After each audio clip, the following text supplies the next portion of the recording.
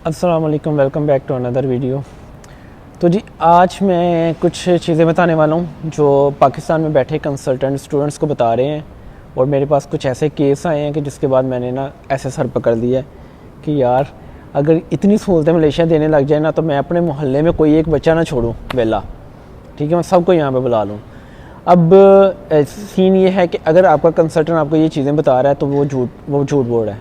उनमें ये चीज़ें, एक कंसल्टेंट ने एक बच्चे को ये बताया कि यार तुमने जाना है, तुम इतने पैसे दे रहे हो, तुमने 30 माह का तुम्हारा वीज़ा 3 महीने तुमने पढ़ना है, बाकी 27 महीने तुम्हारी इंटर्नशिप लग जाएगी।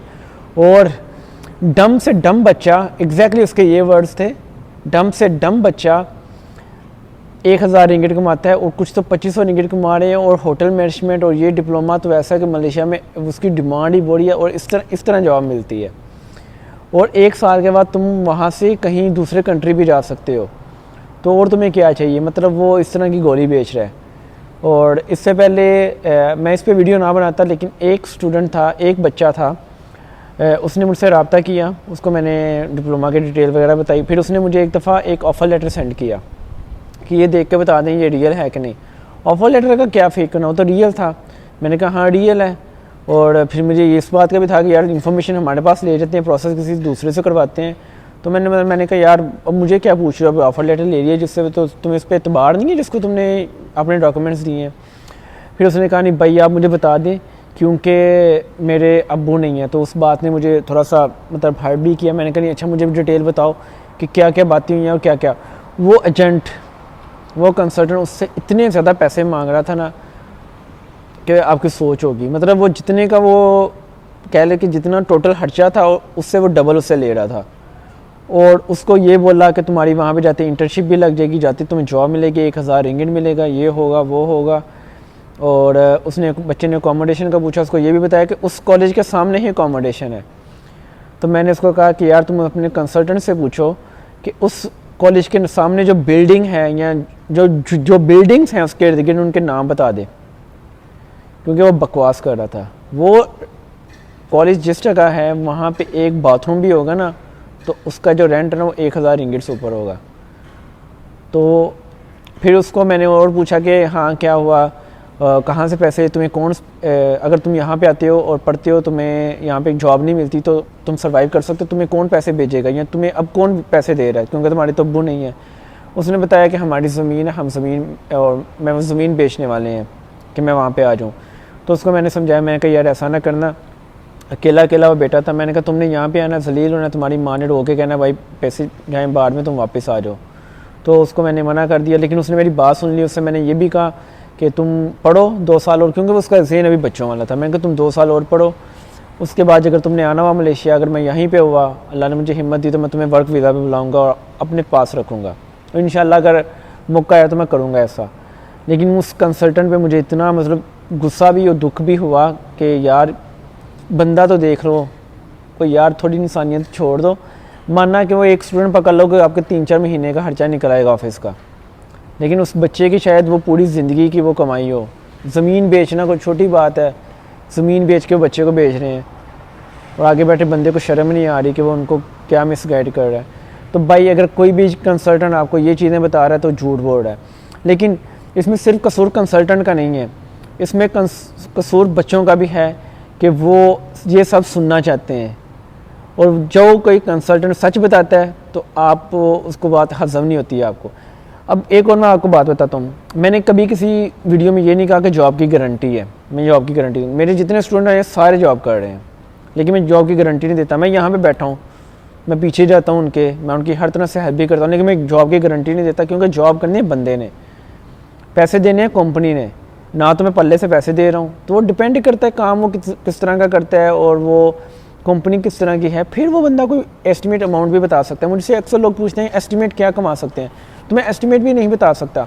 अब पाकिस्तान में आपको पूछे कि पाकिस्तान में एस्टिमेट कितने पैसे कमा सकते हो, तो पाकिस्तान में लोग 20-20 हज़ार भी कमा रहे हैं, पाकिस्तान में लोग 5-5 लाख भी कमा रहे हैं, पाकिस्तान में लोग एक दिन में 5-5 लाख भी कमा रहे हैं। तो ये सारी चीज़ें, ये कोई यूरोप अमेरिका नहीं कि यहाँ पे एक सैलरी फिक्स है जैसे ऑस्ट्रेलिया में है कि जी आप इतने घंटे काम करेंगे, ऊबर चलाएंगे, यहीं करेंगे तो आप कितनी अमाउंट आ जाएगी, उसमें आपका रेस्टोरेंट का हॉस्टल का इतना चला जाए इतना। यहाँ पे ऐसी चीज़ें नहीं है। यहाँ पे यही पाकिस्तान वाला हिसाब समझे कि लोग बहुत ज़्यादा भी कमा रहे हैं, बहुत कम भी कमा रहे हैं, ठीक है। तो मैं भी कभी किसी की जॉब की गारंटी नहीं लेता, इसलिए नहीं लेता क्योंकि वो मेरे बस में है ही नहीं। भाई जॉब करनी है बंदे ने, सैलरी देनी है कंपनी ने, मैं गाइड कर सकता हूँ। और जिस तरह मैं गाइड करता हूँ यहाँ पे अपने स्टूडेंट, इवन के दूसरे स्टूडेंट्स को भी कोई भी नहीं करता। लेकिन आज के बाद अगर कोई बंदा किसी ऑलरेडी कंसल्टेंट से काम करवा रहा है और वो मुझसे आगे इन्फॉर्मेशन ले रहा है, तो मैं उसको कुछ भी नहीं बताऊँगा। आपको जो इन्फॉर्मेशन लेनी है आप सिर्फ वीडियोज़ के थ्रू लेंगे। जो बाकी की इन्फॉर्मेशन देने पर्सनली देनी होगी या बेहतर गाइड करना होगा, क्योंकि मेरा टाइम होता है उसमें, बहुत टाइम लगता है। और लोग क्या करते हैं काम कहीं से, और वही कुकू किधर है अंडे किधर है, वही पता नहीं क्या, ये इस तरह की एक मिसाल है, वो हिसाब है। तो ऐसा मेरे पास इतना टाइम भी नहीं है और मैं नहीं करूँगा। मैं सिर्फ अपने स्टूडेंट को गाइड करूँगा और अपने स्टूडेंट से मैं जो वादा करूँगा वो पूरा करूँगा। लेकिन मैं यहाँ पे कह रहा हूँ कि मैं कभी किसी से जॉब का वादा नहीं करता और ना मैं करूँगा। और एक और बात, आप जितनी मर्ज़ी टैलेंटेड है, जितने मर्ज़ी मेहनती हैं, अगर आपने यहाँ पे आके अपनी फ़ीस भी निकालनी है, अपने खर्चे भी निकालने हैं और पाकिस्तान में पैसे बेचने हैं, तो मैं बोलूँगा नहीं आओ, क्योंकि वो आपके ऊपर एक्स्ट्रा बर्डन आ जाएगा। आप मेरे सर पे भी बैठ जाओगे और ज़हनी मरीज़ हो जाओ शायद, क्योंकि ये चीज़ें सारी मैनेज करने के लिए बहुत स्ट्रॉन्ग माइंड चाहिए होता है। अब आपने यहाँ पे आना है, पढ़ना भी है, काम भी करना है पार्ट टाइम, फिर आपने अपने खर्चे भी निकालने हैं, फ़ीस भी निकालनी है, फिर आप उसके अलावा ये भी सोचें कि आप घर भी पैसे भेजें टिका के, तो ऐसा नहीं होता। और किसी से उधार लेके नहीं आए, कोई चीज़ बेच के नहीं है, आपके पास एक्स्ट्रा पैसे पड़े हुए हैं, आपने पढ़ना है, कैरियर ग्रो करना है, फिर आएँ, ठीक है। आप यहाँ पे आके पढ़ के कुछ ना भी करें, कुछ आपको अपनी जो स्टडी है उसके मुताबिक जॉब ना भी मिले, परदेस आपको इतना कुछ ज़रूर सिखा देता है कि आपकी ज़िंदगी बन जाती है।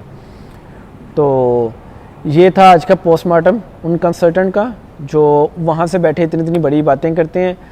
हम यहाँ पे बैठ के हम आपको जो चीज़ बता सकते हैं, ग्राउंड रियलिटी हम बता सकते हैं, वो वहाँ पे बैठ के नहीं बता सकते, वो आपको चूरन बेचते हैं।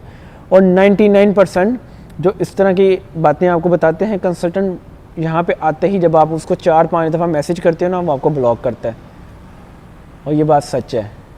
चलें जी, ये थी वीडियो।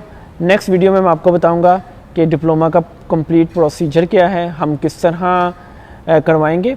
और पाकिस्तान में बहुत से लोग पूछ रहे थे कि हमारा ऑफ़िस कहाँ पे है, तो हमारा ऑफ़िस भी बन गया है, कंपनी भी रजिस्टर्ड हो गया, मलेशिया में भी, पाकिस्तान में भी। तो वो अगली वीडियो में सारा कवर करूँगा। तब तक के लिए अल्लाह हाफ़िज़।